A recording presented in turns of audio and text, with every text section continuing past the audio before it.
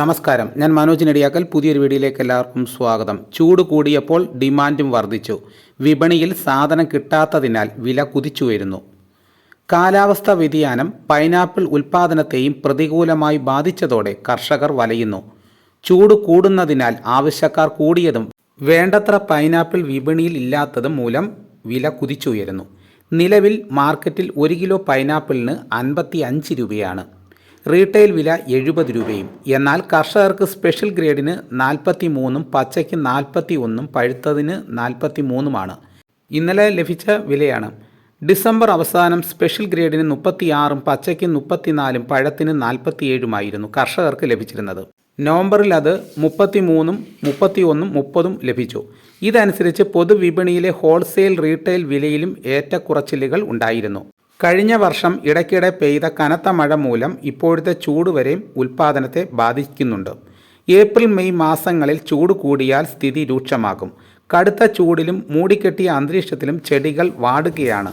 മഴ എന്ന് പെയ്യുമെന്ന് ഉറപ്പില്ലാത്തതിനാൽ വെള്ളത്തിനും തണലിനും മറ്റു മാർഗങ്ങൾ ആശ്രയിക്കണം. ഓലമടൽ കൊണ്ട് പന്തൽ പോലെ മറച്ചാണ് മുമ്പ് തണലൊരുക്കിയിരുന്നത്. ചെടികൾക്ക് മുകളിൽ പച്ച നിറത്തിലുള്ള വല വിരിക്കുന്നതാണ് ഇപ്പോൾ കൂടുതലായും ആശ്രയിക്കുന്ന രീതി. ജലലഭ്യത മറികടക്കാനായി ചില കർഷകർ പ്രത്യേകം കുളം നിർമ്മിക്കുന്നുണ്ട്. വളവും കിട്ടാനില്ല. ഓരോ സീസണിലും വളത്തിൻ്റെ വിലയിൽ വർധനവുണ്ടാകും. Potash, Factamfos, urea, Mussoorie, magnesium എന്നിവയാണ് പൈനാപ്പിൾ കൃഷിക്ക് ഉപയോഗിക്കുന്ന വളങ്ങൾ. വളങ്ങളുടെ വില വർധനവും ലഭ്യത കുറവും ഉൽപ്പാദനത്തെ ബാധിച്ചിട്ടുണ്ട്. യൂറിയയുടെ ലഭ്യത കുറവാണ് കർഷകരെ ഏറ്റവും കൂടുതൽ ബാധിക്കുന്നത്. മേഖലയിൽ തൊഴിലാളി ക്ഷാമവും നേരിടുന്നുണ്ട്.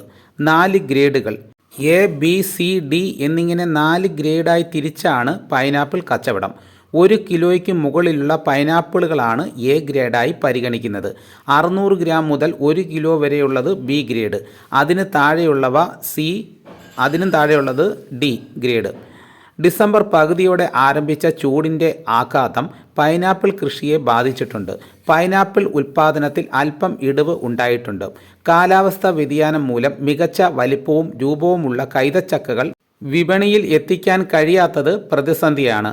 നോമ്പ് തുടങ്ങുന്നതോടെ വില ഇനിയും ഉയരാനാണ് സാധ്യത. അപ്പോൾ പൈനാപ്പിൾ കർഷകരും ഇപ്പോൾ പ്രതിസന്ധിയിലൂടെയാണ് നീങ്ങുന്നത്. ഇതോടുകൂടി വീഡിയോയുടെ പൂർണ്ണമാകുന്നു. എല്ലാവരും ഒന്ന് ലൈക്ക് ചെയ്ത് സപ്പോർട്ട് ചെയ്യണം. ആദ്യമായിട്ടാണ് ഈ ചാനൽ കാണുന്നതെങ്കിൽ സബ്സ്ക്രൈബ് ചെയ്യാൻ മറക്കരുത്.